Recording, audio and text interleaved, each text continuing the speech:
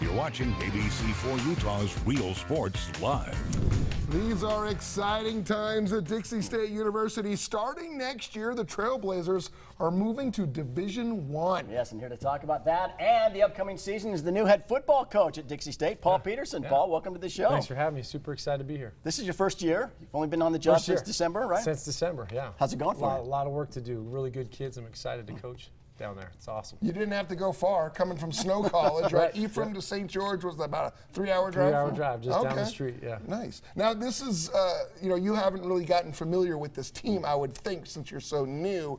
What do you know about this team? What do you expect? They're coming off a pretty good year, 7-4 last year. The previous staff did a really good job. We got some good football players. Hopefully we added some depth in our spring recruiting.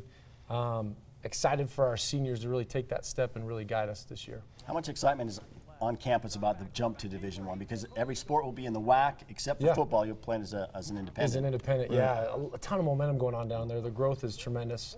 New buildings all over the place. We're really excited about that momentum, and I'm lucky to be a part of it. Is that one of the things that drew you to this job, is knowing that you've already signed a deal in 2022 to play BYU for the first time ever? I would assume that games maybe against Weber and Southern Utah are coming. Is that what kind of drew you to this job, is just this program on the rise? Yeah, like I said, with the momentum that they have down there, with the potential and the growth potential, I wanted to be a part of this D1 move for sure. It was an easy sell for me. Being from Utah, to come back to Utah, I've kind of been all over the place, but to be back, really focus on recruiting here in the state of Utah and bring Dixie State into prominence when we go Division I. You played high school football at Bingham. Bingham High School. And you went to Boston College. I did, yeah. But you know the importance of guys who are good high school athletes in the state of Utah that don't necessarily get recruited to places like Boston College. Is that the kind of athlete you're going to go for down to Dixie, try to keep them in state? There's plenty of them too. Great football here in the state of Utah. Our high school coaches do a phenomenal job, and so my job is to keep them here and not let them go out and compete against SU and Weber State. They've done a good job keeping those student athletes here too. So.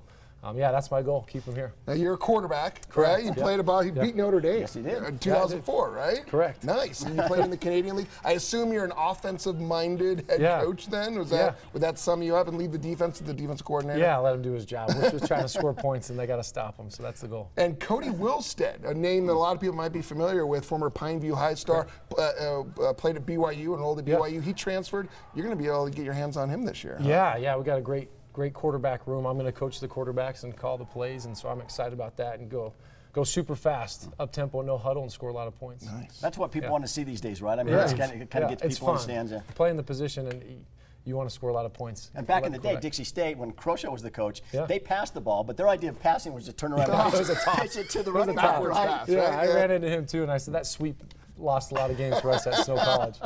Now, you guys scored, I think, I was looking at your schedule, 52 points in each of the last 2 games. Are you looking to build on? I mean, how much momentum can you take, even though it's a new coaching staff, a lot of returning players, how much momentum can you build on the way you guys finished last year? You know, I tip my hat to the players and the previous coaching staff. Like I said, they did a really, really good job, and so I try not to mess that up and build off the momentum they have. Give the ball out to our playmakers and let them make plays, and hopefully we can have some success. When did you decide you wanted to be a coach? Because it was early on in your career, right? Yeah. Well, I got done playing. I wanted to get a master's degree, and so I jumped on at Brigham Young University and to get my master's. And then my head coach, Tom O'Brien, left to North Carolina State, and I was able to jump back over there on the defensive side of the ball. And it kind of just grabbed me. From there, it just trickled, and worked with Ed Lamb at Southern Utah University, and was at Sacramento State as offensive coordinator, and then able to come back to Snow College and be closer to home. So I've been all over the place, but it's a good profession. I enjoy developing young men. You think Dixie is going to be in the same conversation as Weber State, Southern Utah? I mean, Weber State's had tremendous success under Jay Hill, and Southern Utah's had some really good years. Do you think Dixie State, once it gets established as a true FCS school, is going to be on par with those schools? Absolutely. We're going to be competing with them facilities-wise, with scholarships. We're jumping to 63 full scholarships, and who doesn't want to live in St. George? Sure. Everybody's moving there. It's growing like crazy, and we got great leadership. President Williams has done a phenomenal job. Dr. Booth, our athletic director, has really seen the vision of going to Division I. I'm really excited to be a part of it. Are you one of those guys that, you say you've been to a lot of different places, are you one of those guys that picks the brain of all the coaches and the people that you interact with and try to gain something, you have to. glean something? I mean, that's part of the profession, I've been part of Bronco Mendenhall staff. I mentioned Tom O'Brien, Robert and I, those guys. Really good offensive minds, defensive minds, great head coaches. Had a chance to meet with Coach Croton, who's down there coaching his son high school ball at Pineview.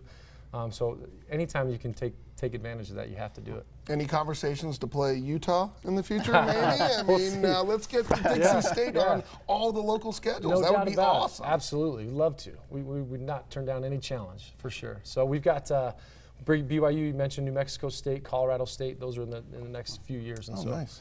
So try and get Utah on. What about on campus? What's the excitement like? I mean, just because it is moving to Division I, I would think the students and the community is really rallying around this program. Yeah, they're getting it. They're getting it. I think with the more prominent names that we're going to play, as far as the Big Sky teams, Weber State, SUU, I think our student body recognizes those games as rivalry games. I think they're excited to come out.